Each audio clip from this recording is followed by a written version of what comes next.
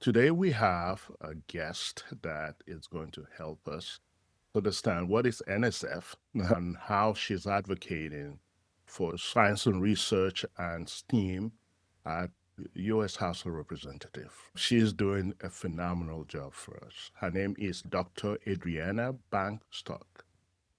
She's a PhD and she's an advocate for scientific research and innovation at the federal level. For close to a decade, Adriana has worked to nurture U.S. competitiveness in science and technology through numbers of roles with the university, nonprofit, and scientific society. As the first ever AAASGCT Congressional Policy Fellow, I believe Adriana is going to explain what that is. Adriana currently works to support sustained federal research funding in the U.S. House of Representatives. Previously, Adriana supports scientific research and the Future STEM pipeline as principal legislative analyst with the University of California, where she advocated for the university research priority with the Congress. And prior to this role, Adriana advocated for federal funded research in neuroscience as a policy and advocacy fellow with the Society for Neuroscience, where she provided staff support for special and ongoing projects, including the SFN's annual lobby event and society annual meeting. Adriana contributed to policy entrepreneurship with the Federation of American Scientists to make the work of policymakers more impactful. She is also a member of AAS Section X steering group and previously served as CEO and managing publisher of the Journal of Science Policy and Governance. In recognition of her work to support the U.S. scientific enterprise, Adriana was awarded the inaugural IRIS Emerging Broader Impact Leader Award and the top 20 in the 2022 Award for Excellence in Advocacy from the Advocacy Association. Adriana earned her PhD in biochemistry, cell and developmental biology from Emory University. Quite an accomplishment, Adriana. Good morning. How are you doing? Good morning. Just drinking my coffee. Hope everyone listening is doing well. Thank you. Thank you so much. Adriana, did I miss anything in the introduction? Because I want to make sure I do some justice. That's very good. I can explain some of the acronyms. ASGCT is American Society for Gene and Cell Therapy. It's one of the partner societies through the AAAS Fellowship Program. And they're continuing this year. That was interesting. Being the first fellow. Thank you for the introduction. Thank you so much, Adriana. Adriana, let's do a little icebreaker. Do you remember a moment or experience that first made you feel the power of science to shape life or community? I asked you this question because as I was reading your accomplishment, your profile, your bio, you have put a lot of energy into science and now advocating for science. And we all know we're going to talk about the benefits of science and why we celebrate the 75th anniversary of NSF. Can you please share with us the moment or experience that first made you feel the power of science to shape life and community? What sparked your passion for working at this intersection of innovation and equity? Yeah, I think I always wanted to make an impact. I come from a family of scientists. I've always been around it. One moment that really stood out is I like to mentor, girls who are interested in science because that's been instilled in me growing up. And I think during my postdoc, I gave a talk at a high school, talking to a classroom of girls really looked up to me and trying to be a role model. I think that really, gave me this idea of we're really responsible for the people coming after us. Seeing all those cute little girls looking up to me as a scientist and thinking I can do that too. So I think women in science has been a big kind of driver for me, being also a girl who's grew up in it and tried to make a name in the field. But then also I had a female PI in graduate school who was one of two faculty in the department, and I really saw her dedication. It's tough to deal with a almost male-only department.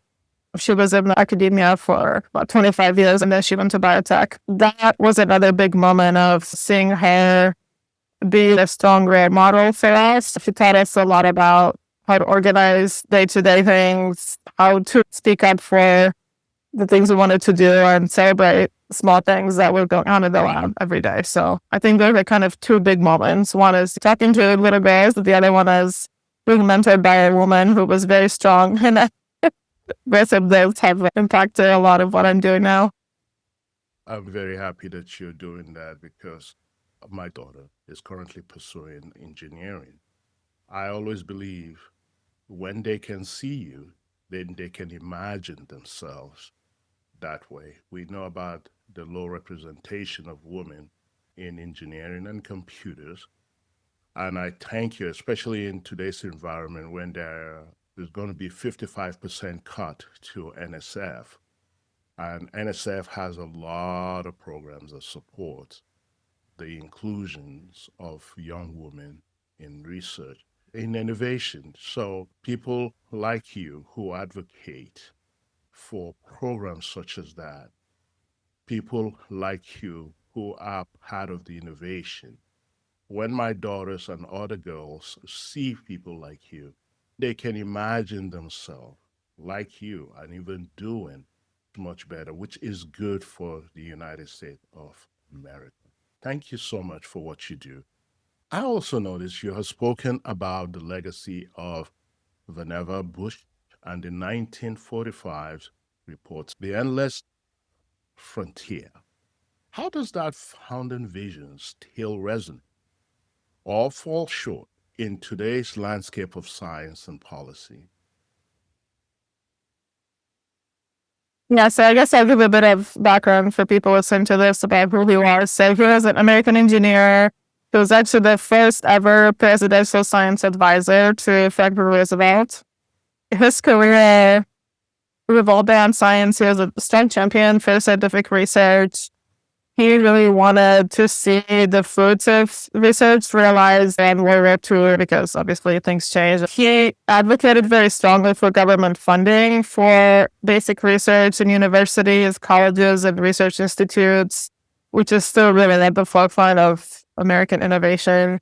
And he has been a strong supporter of training the next generation of talent in science, which is really, again, top of mind nowadays, right? But it's interesting to see that this was 1945 when this vision started. He was one of the people who championed it then, which the text itself, Endless Frontier, made the case for creating a new agency to support basic research. The NSF was created 5 years later in 1950.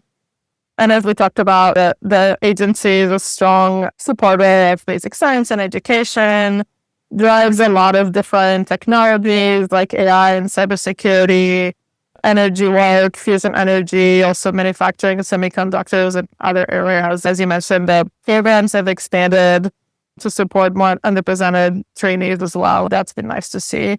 It's interesting history. I think it's come full circle that we need to continue fighting for basic science, but there's a historical precedence, I guess, for why this matters. And, 1945, people are already championing this. So it's not a new idea that we have to keep fighting for it. Therefore, that's helpful. Does it really matter anymore? There is some sector of the population that feels that the role of NSF should be given to private organization and cut it. So, Yeah, I think one thing I say is that federal government funding is still the largest proportion of money that goes into research. Philanthropy, other sectors are trying to compensate. There's been a number of efforts to help folks that lost their funding from NSF through philanthropy, for example, but it doesn't come close. I think that's still going to be needed for our country to move forward because federal government still funds most of research and should. So I think there's a larger relevance to national security, economic development, and job creation. NSF programs also help create the workforce that will drive different directions in the future. So it's still very much relevant. Those of us in Congress right now are trying to fight the good fight where we are. So we can talk more about that later. But I think we definitely don't want to leave people with the impression that NSF is not relevant. I think we're just in a low point. We'll come out of this, hopefully. So, yeah. excellent, excellent. You have seen the impact of humans behind this organization. There's a human factor that people don't see. So, what do you think some people are misunderstanding about the role of NSF? Where is the misunderstanding? Can you please help us tease that out? Yeah, I think so. And I love this theme of people behind the science. You can throw money at people, but at the end of the day, you have to treat people well who are doing the work. Money is good, but let's not forget that these are real people doing the work. One thing is, agencies play an important role in the scientific ecosystem. From my experience, when I was working with the University of California, we were able to organize meetings with program officers from NSF to talk about different opportunities, connecting the institution to the opportunities that exist at the federal level. And being that liaison is pretty interesting.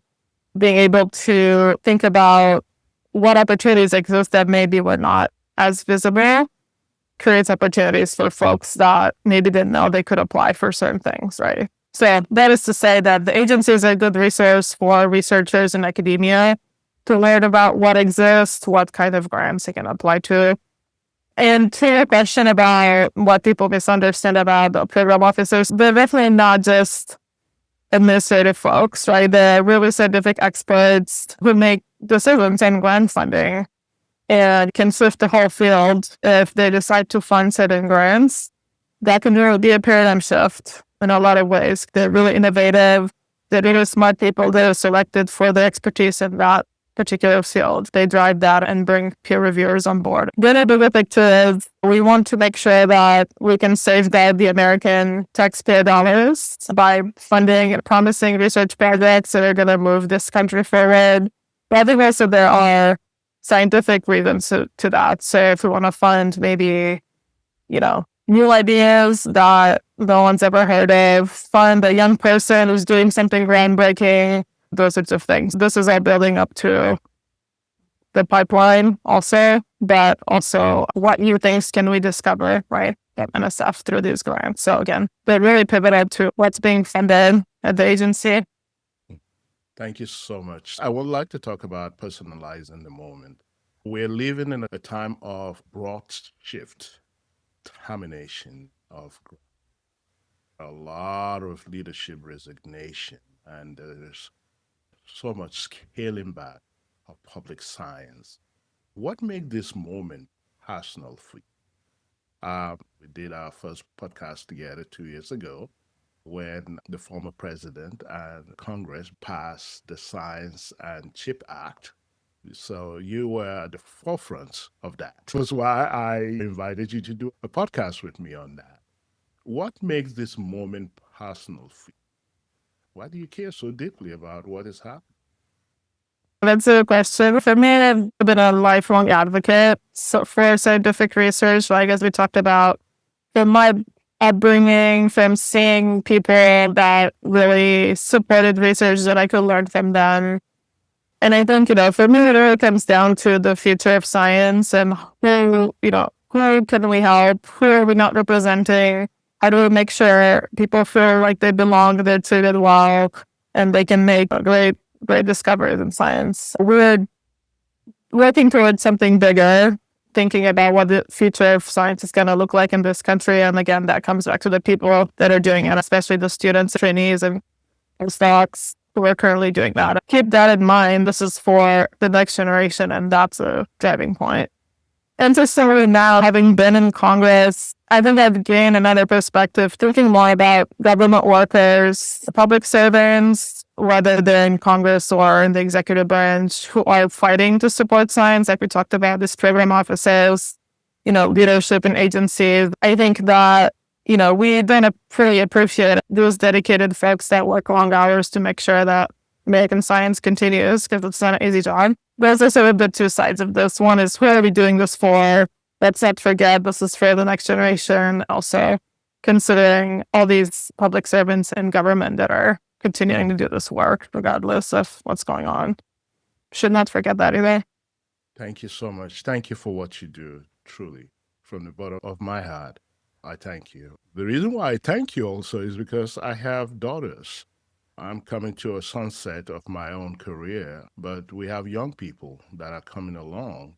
They need opportunities. America needs to be at the forefront. America needs to be competitive. If you don't fund the business will not be prosperous.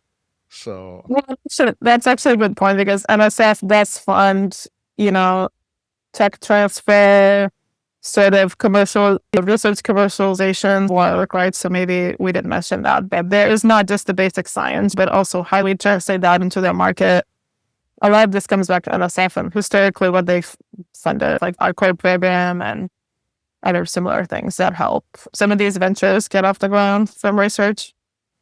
I'm glad you elaborated on that, because people need to see the connection, how basic science can be converted into commercialization. Take, for example, GPS. The research started from basic science, but all of us now cannot do without GPS. I remember a time when to travel from one location to another, we used to use the paper map, but now I have my cell phone. I can't get lost. I can go anywhere. All right. The space industry is successful. Elon Musk is successful because of GPS.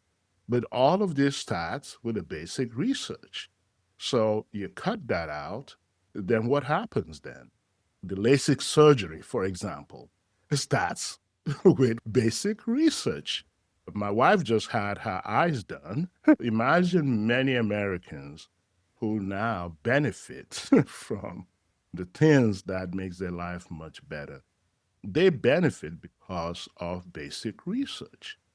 I believe it is very important, and I'm so happy that you make that connection between basic research and commercialization, upscaling.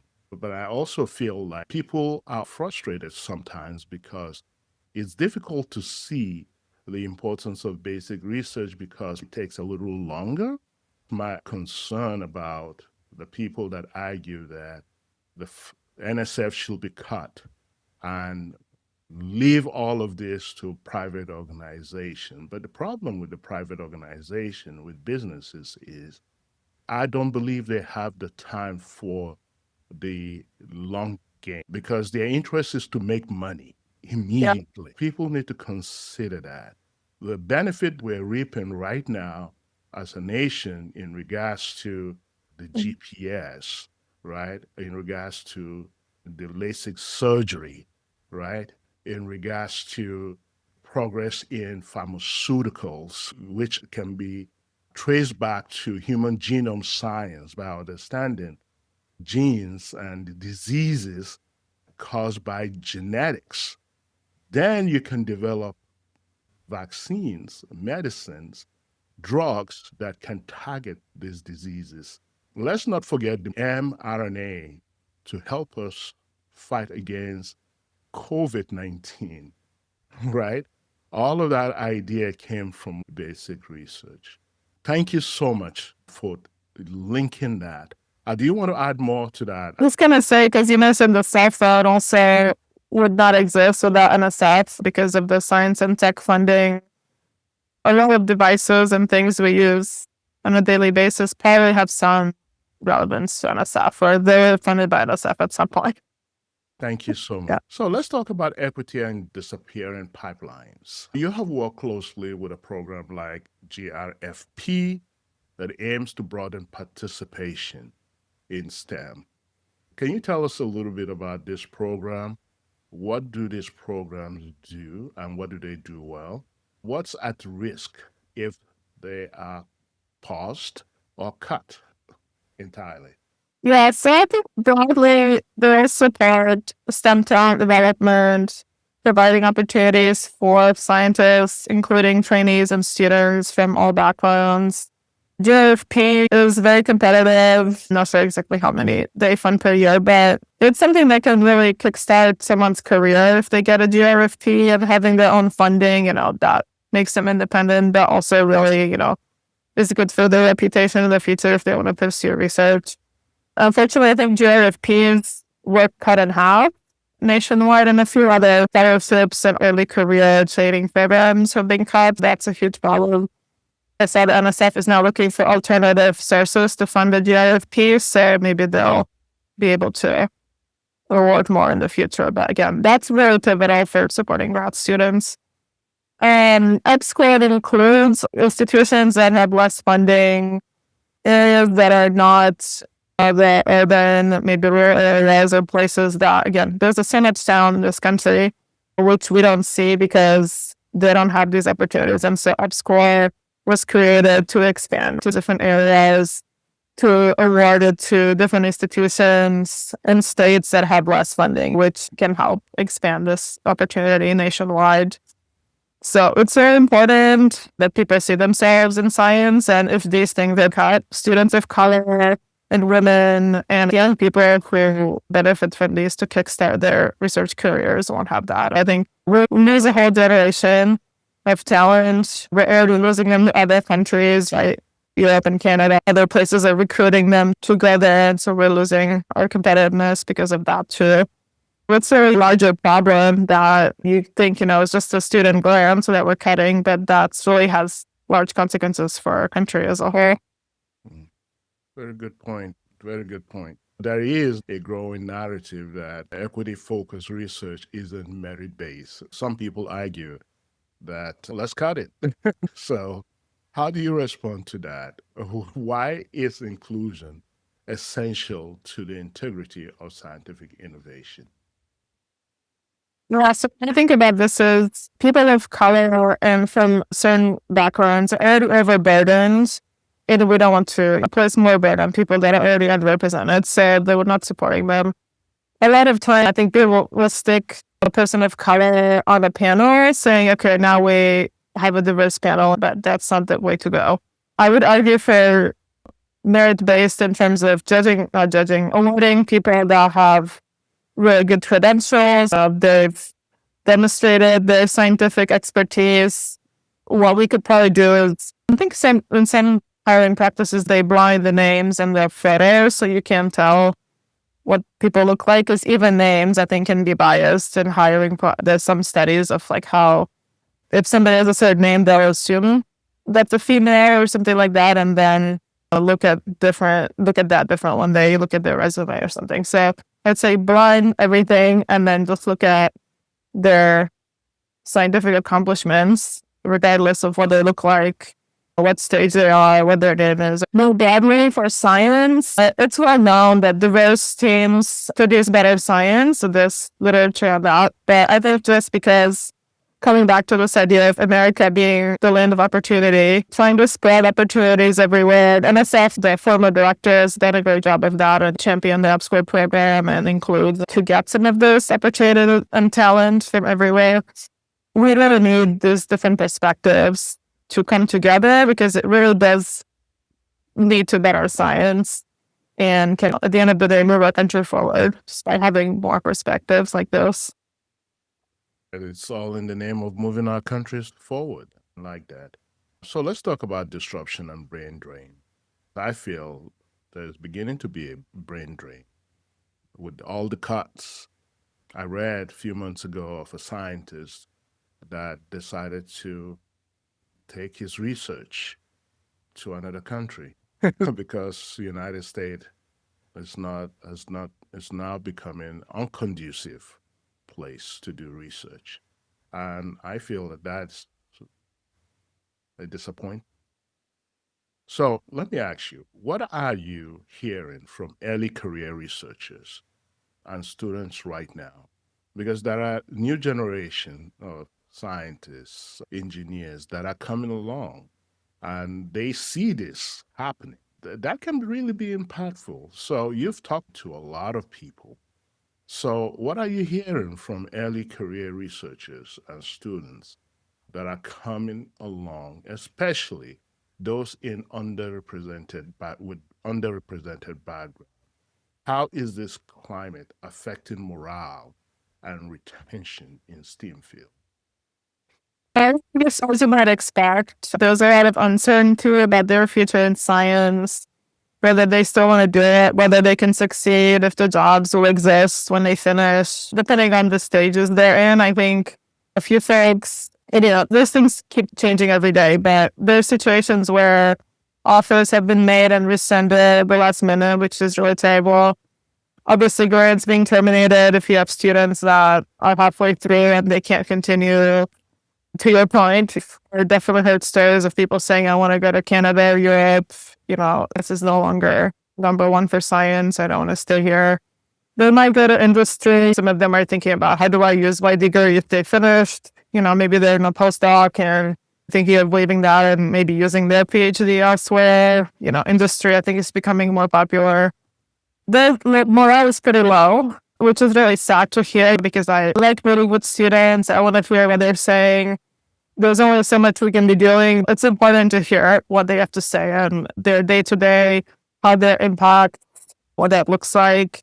I think they feel like they don't really belong in science anymore, especially underrepresented trainees. It's just getting worse now. We have to reassure them that we're doing what we can from where we stand, and we can talk about this. We still need them to do science wherever they decide to do it. PhD degrees are still valuable for a lot of different careers. It's a tough time. I would encourage students to speak out more if they can. I know a lot of people aren't. They don't want to get their names out there. Happy to, talk to people anonymously. We're actually conducting a survey that started yesterday to get views of trainees. I think trying to make the case that this is hurting the next generation. We can't keep doing that. Thank you so much. Let's talk about rebuild and action, because you have hinted for the young people what they need to do, right? In the face of budget cuts, staff attrition, skepticism towards public institutions, what practical steps can leaders, educators, community take to rebuild trust and sustain the scientific workforce here in the United States of America? Yeah, that's a key question. We can think about this in two phases. How we can recruit new students who are looking at graduate school and saying, this is not for me, I don't want to do this, versus people who are in it, thinking about building their careers, they're maybe early on. Same issues, but different things, right? Because people don't even want to go into science anymore. So we have bigger problems. One thing I can speak to this from the Congress perspective, it's important for us as staffers to hear stories from students and the impacts. We have done all we can to include that into different mechanisms that we have. For example, we can write letters. We have written letters to the administration saying how those NSF cuts and filings are impacting the next generation, how it's impacting the workers of the agency. That is one mechanism to say, okay, all those members of Congress are speaking out on this. They have given speeches. A lot of this, again, it's encouraging to see. I think people don't think of Congress as being pro-science necessarily all the time. Only some of them are. So I think now being in Congress, it's been interesting to see how many of them actually care and what they're doing. And we can incorporate the concerns that we hear into actions that we can do, like speeches, letters, legislation, and so on. Keep doing that because we are listening. So the other side of, I think there's an effort to, restore faith in higher education, I guess. Some of that comes from trying to increase belonging in the institution. advisors can try to support it also. I think now, because there's so many uncertainties, probably providing more counseling, mental health, different activities you can do on campus to help with that and kind of create a good environment. I think there's been some flexibilities too because of the grant funding stopping and starting. We're trying to give flexibility in hours if people couldn't do their work because of this. So I think some institutions are doing well with that. Educators, I think, also just being a little more flexible, teach things in the classroom, thinking. One of the things that has come up that sort of news related to AI, how do we teach? Because even teachers are not trained in AI, right? So next generation is going to want to know, and this is going to be probably in all the classrooms in 5 years from now, so 5 to 10 years, where they want to learn about AI and we have to teach the teachers. That's something, how do we look to the future? Education needs to change. And then the final point you had about communities, I think when I think about this is public engagement, science fairs. A lot of times, even members of Congress will go to conferences or even science fairs in their town halls, and those sorts of things. So I think trying to get science in front of members of Congress is good.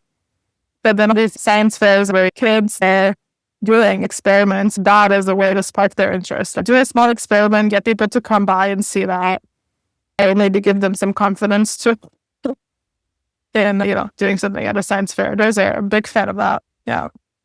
I like those. I like that point. I truly like that point. The invitation of representatives to the science fair. Prince George's County Public Schools, science fair is one of the best. So for all the representatives that are out there, Charles County Public Schools, their science fair, one of the best. Montgomery County Science Fair is one of the best. So I'd like to encourage all the congressmen and women to please don't wait for the school to invite you. Invite yourself, please.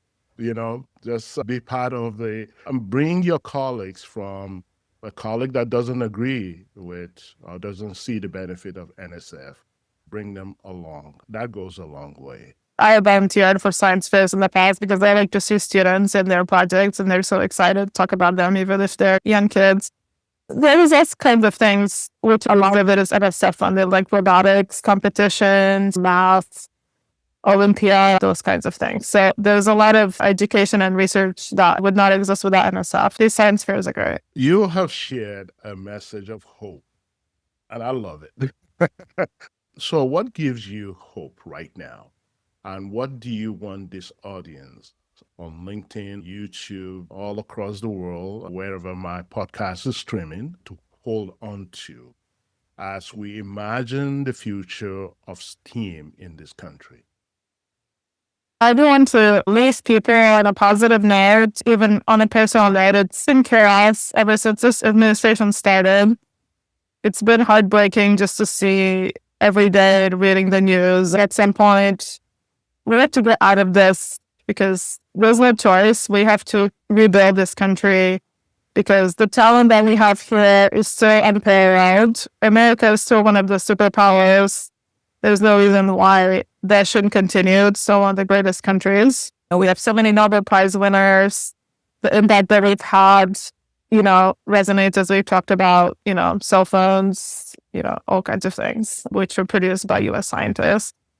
I would say to the young people, not to give up on science because we need your talent, your voice, your expertise, and your passion for science. You're driving the future. I know it seems hopeless now, but my hope is that we'll, get out of this situation eventually and start rebuilding slowly. And again, from the perspective of Congress, because I've met with a lot of students from multiple institutions who share common problems, I can see that they still have hope because they're trying to figure out how to keep doing this, even in the face of this. I think having public servants that help, I think from my perspective too, working with colleagues in the office and in Congress that really support science is really inspiring to see. I mean, they work really hard. They do a lot of things to try to help, whether they're Democrats or Republicans. I think the other thing that gives me hope, besides seeing young people who are still trying to stay in science and coming to us and saying, how do we do this? Help us do this more. The other side is people who are really fighting for it in Congress and the public servants are doing that. So you have allies, for sure. Thank you so much, Adriana, for all that you do. And I would like to thank all the people in Congress that are also working so hard behind the scene and trying to save NSF and also trying to continue to put our country at the forefront of innovation.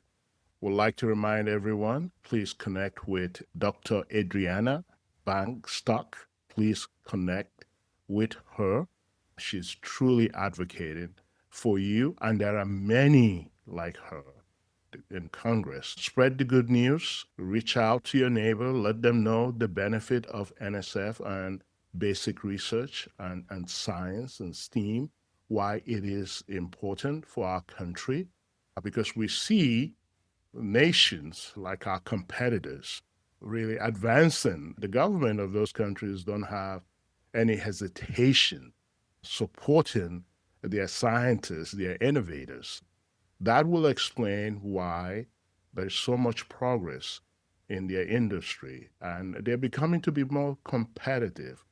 So think about 10 years from now, without United States supporting our scientists, our innovators, where are we going to be? How will your life be? Will your life be better?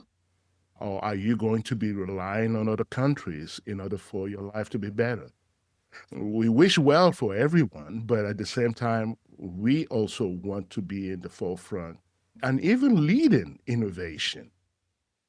NSF has done a wonderful job. Would like to congratulate and celebrate NSF. It has done a wonderful job because without NSF funding and supporting scientists, innovators, basic research, basic science, many benefits that we enjoy today, like GPS. I love my GPS. Don't take away my GPS, please. I don't want to go back to those days where I'm using the map on the paper to try to find my location. No, I don't want that. I'm rooting for Elon Musk to go to Mars, to land boots on Mars.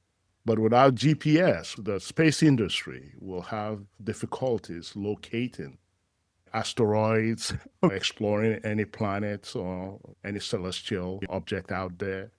So, but let's bring it back home, all right? So let's bring it back home. All the basic necessity that we enjoy, like the LASIK surgery, for example, it's due to basic research. Support basic research. Support NSF. Talk to your neighbor, especially those that don't understand. Read, do your research. Don't take my word for it. Take Adriana seriously because she knows what she's talking about. She's been doing this for years. I think just to earn down, looking to the future, because we talked about AI, which I think is going to be in all the different industries like health and education. And like we talked about in the classroom, that definitely is going to happen and would not exist without NSF. So we still need it. And it's going to change everything. It will be AI. Think about your kids, right? And future scientists. They're going to need that. Absolutely, Adriana. Thank you for bringing us back home again. I'm an educator. I know the importance of personalized learning. Now, AI can literally help your child personalize learning. Depending on the class, teachers can do so much within a classroom. And parents work all the time. But learning doesn't stop. Preparation for the future cannot stop. Imagine having a virtual assistant that can help your child enhance and augment their learning tenfold, 20-fold, 30-fold. That's a game changer. This AI that Adriana is talking about starts from basic research. This is why programs that Adriana is advocating heading for is very important. Thank you so much, Adriana. Thank you so much for having me. If you enjoy what we are sharing, what we bring to you through Think STEAM Career Podcasts, please consider supporting and subscribing to this program on YouTube and wherever we are streaming, like on Buzzsprout, Amazon, Spotify, LinkedIn. So I do post this on LinkedIn too. Please check it out. And also, please connect with our guest today, Dr. Adriana Bankston. Thank you so much. Have a wonderful Memorial Day. Thank you. So Take care.